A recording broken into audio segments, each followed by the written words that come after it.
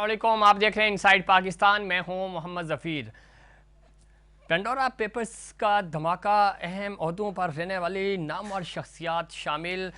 Pandora papers तहकीकात कप्तान के लिए एक और बड़ा चैलेंज। पेंडोरा पेपर्स पर मुख्तलिफ अपोजिशन रहनुमाओं की तरफ से तनकीद भी की जा रही है और ख़ास तौर पे हुकूमत को तनकीद का निशाना बनाया जा रहा है। और कहा यह जा रहा है कि इमरान खान साहब ने वेलकम तो किया है इन पेपर्स को, और वो ये कह रहे हैं कि तहकीकात होगी।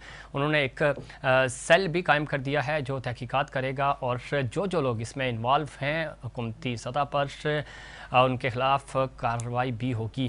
इमरान खान साहब के लिए एक ये बड़ा चैलेंज होगा। लेकिन दूसरी तरफ अपोजिशन के भी बड़े बड़े नाम इसमें शामिल हैं। अपोजिशन चूँकि मुस्लिम लीग नून हो, पाकिस्तान पीपल्स पार्टी हो, दोनों जमातों से, और ख़ास तौर पे काफ लीग जो कि हुकूमती इत्तेहादी जमात है, और मोहन सिलाई साहब का नाम भी आया।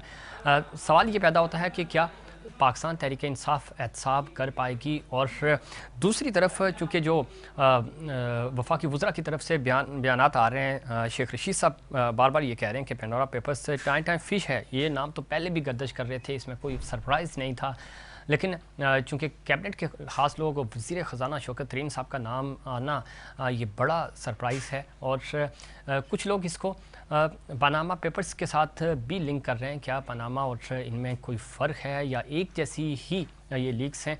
इस पे बात करेंगे। और ख़ास तौर पे बात होगी कि तहकीकात आगे कैसे चलेंगी और एहतसाब का अमल क्या तेज़ होगा, एहतसाब होगा या नहीं। अपोजिशन ये कह रही है कि हुकूमत के जो लोग हुकूमती वज़रा के जो नाम आए हैं इसमें, उनको फ़ौरी तौर पे मुस्तफ़ी हो जाना चाहिए। क्या उनको मुस्तफ़ी होना चाहिए या नहीं? इन तमाम इश्यूज़ पे बात करेंगे। हमारे साथ स्टूडियो में मौजूद हैं मोहतरमा ग़ज़ाला सियाल साहिबा, सीनियर सियासतदान हैं, MP हैं पाकिस्तान पीपल्स पार्टी से। खुश आमदीद कहते हैं ग़ज़ाला साहिबा आपको प्रोग्राम में।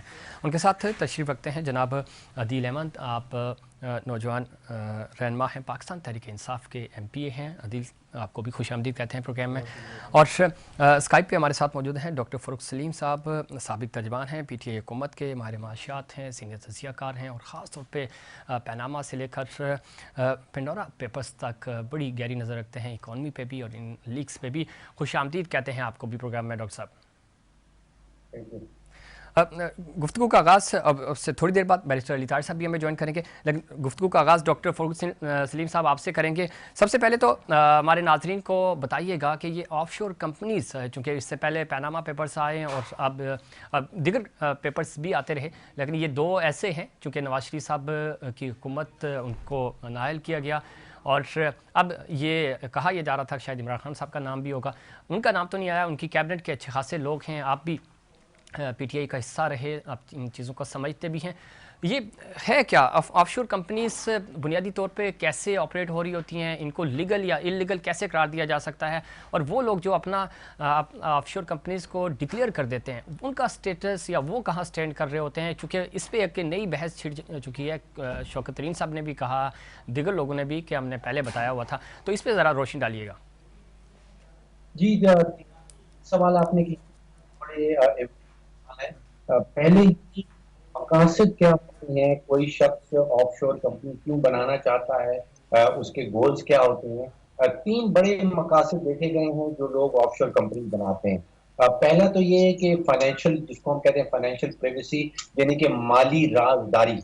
उनका पास माल है, उनके पास वेल्थ है, वो ऐसी कंपनी बनाते हैं जिसमें वो हिडन हो जाए, वो छुप जाए, आम लोगों की नजर में ना आए। तो माली राजदारी यानी कि खुफिया रखना आपने, उसके नतीजे में आप एक ऑफशोर कंपनी बनाते हैं। फिर कहलाता है क्रिमिनल एंटरप्राइज, अगर कोई गैर कानूनी किस्म का कारोबार चला रहे हैं तो ऑफशोर कंपनी जनरली बनाई जाती हैं। और तीसरा है टैक्स बचाने के लिए। कुछ लोग अपने मुल्क में जो टैक्स बचाना चाहते हैं, कुछ ममालिक में टैक्स के रेट बड़े हाई हैं, तो वो ऑफशोर कंपनीज बनाते हैं। तो ये तीन बेसिक वजूहात हैं, तीन बेसिक मकासद हैं जो लोग जो हैं ऑफशोर कंपनी वो बनाना चाहते हैं। अब पैनामा पेपर्स आपने जिक्र किया, फिर पेंडोरा पेपर्स आ गया। वही कंपनी है जो ICIJ कहलाती है। उसी कंपनी ने पैनामा पेपर्स के ऊपर रिसर्च की थी, और इसी वही वाली कंपनी जो है वो पेंडोरा पेपर्स भी सामने लेके आई है। फर्क कुछ ऐसे है कि पैनामा 2016 में आए थे, उसमें तकरीबन 400 पाकिस्तानियों के नाम थे। अब कहा जा रहा है कि तकरीबन 700 पाकिस्तानियों के नाम है।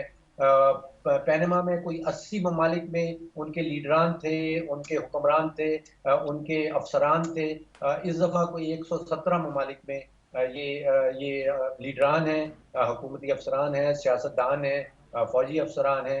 117 ममालिक को कवर किया गया है।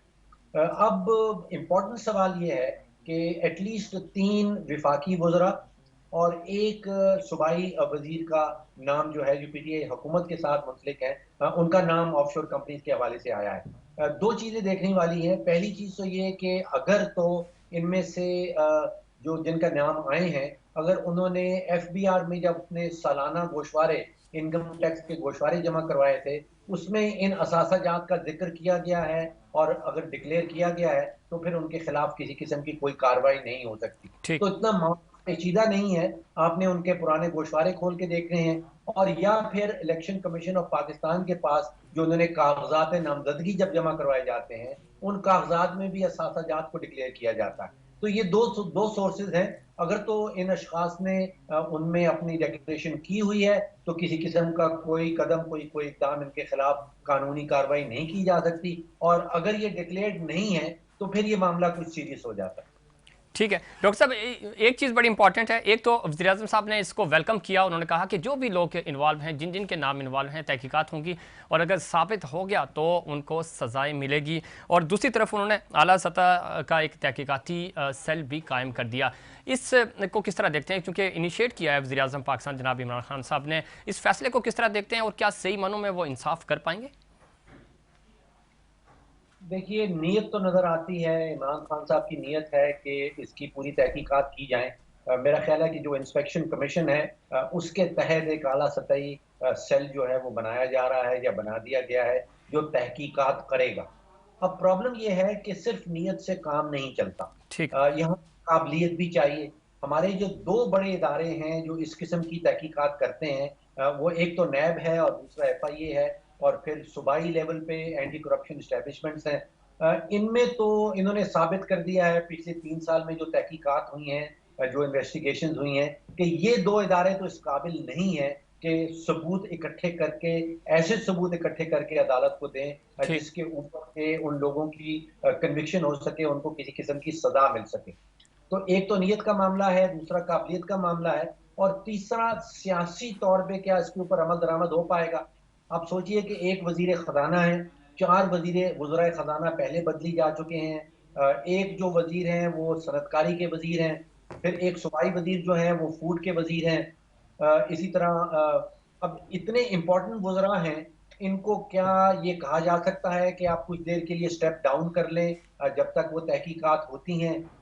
फिर अमली तौर पे आप सोचिए कि जो वज़ीर आज़म साहब के और पीटीआई के सियासी इत्तेहादी हैं, जिसमें मोनिस इलाही साहब का नाम आ जी। रहा है, उनके पास कोई 10 एमपीएज़ हैं, कोई 5 एमएनएज़ हैं, और पीटीआई की अपनी हुकूमत जो है, वो बड़ी एक थिन मेजॉरिटी से, कोई 5 या 6 या 7 एमएनएज़ की मेजॉरिटी से इस वक्त कायम है। सही। तो बड़ा तो इसमें खतरनाक डॉक्टर हो साहब, सकता चूंकि है। अपोजिशन, आखिरी सवाल मेरा आपसे है, अपोजिशन चूंकि बड़ा प्रेशर डाल रही है और ये कह रहे हैं कि जिस तरह आपने नवाज शरीफ साहब के खिलाफ पूरी कैंपेन चलाई थी और उनको नाअहल कराने तक आपने कैंपेन चलाई, तो वो अब ये कह रहे हैं कि इन लोगों को अलग करें, उसके बाद तहकीकात होनी चाहिए। तो आप समझते हैं कि ये प्रेशर इस वक्त पाकिस्तान तहरीक इंसाफ ले पाएगी? देखिए, पैनमा में 400 पाकिस्तानियों का नाम आया था और सिर्फ एक खानदान के ऊपर तहकीकात हुई और मुकदमा चले, और वो नवाज शरीफ साहब की फैमिली थी। बाकी 300